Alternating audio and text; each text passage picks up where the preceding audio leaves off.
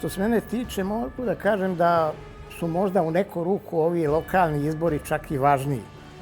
Jer živimo na tom lokalu, tu je važno ko nas predstavlja, kome možemo da se obratimo za pomoć, koga možemo direktno da kritikujemo i tako.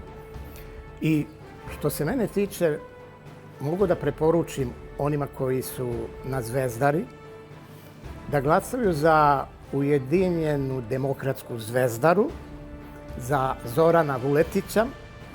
To govorim zato što poznajem Zorana, sarađivao sam sa njim.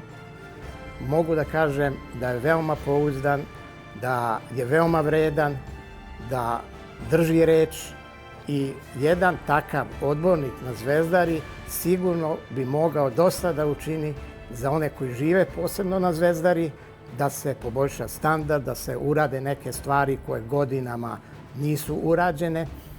Pa, ako mi verujete, a nema razloga da mi ne verujete, glasajte za Zorana Vuletića.